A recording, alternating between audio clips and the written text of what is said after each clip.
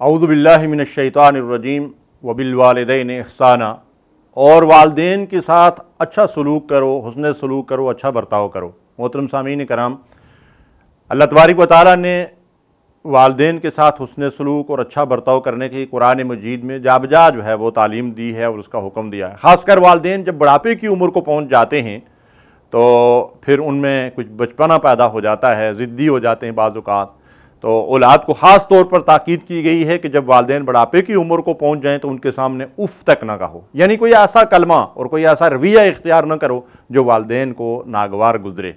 تو محترم سامعین کرام، والدین کو اللہ تعالیٰ نے بڑا عزت اور بڑا مقام دیا ہے۔ قرآن مجید میں اللہ تعالیٰ نے جا بجا اپنے حق کے بندگی اور عبادت کے فوراً بعد والدین کے حق کا ذکر کیا ہے کہ ان کے ساتھ بھلائی کا سلوک کیا جائے، ان کے ساتھ اچھا رویہ اختیار کیا جائے۔ ایک شخص نے رسول اللہ صلی اللہ علیہ وسلم سے والدین کے حقوق کے بارے میں سوال کیا تو آپ نے فرمایا وہی تمہاری جنت بھی ہیں اور تمہاری جہنم بھی ہیں، یعنی ان کو راضی اور خوش کر کے تم جنت حاصل کر سکتے ہو اور ان کی ناراضگی اور حق تلفی کی وجہ سے تم جہنم میں جا سکتے ہو۔ رسول اللہ صلی اللہ علیہ وسلم سے ایک شخص نے عرض کیا کہ میں جہاد پہ جانا چاہتا ہوں، تو آپ نے پوچھا کہ کیا تمہارے والدین زندہ ہیں؟ اس نے عرض کیا ہاں میری والدہ زندہ ہے۔ تو رسول اللہ صلی اللہ علیہ وسلم نے فرمایا کہ جاؤ والدہ کی خدمت کرو۔ گویا کہ والدہ کی خدمت کو جہاد کے مقابلے میں رسول اللہ صلی اللہ علیہ وسلم نے ترجیح دی۔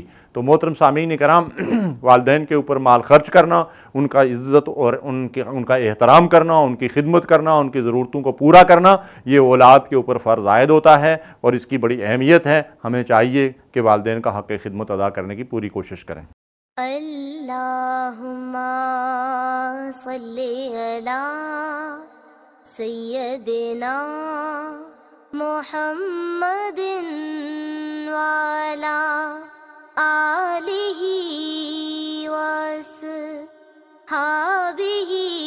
وسلم۔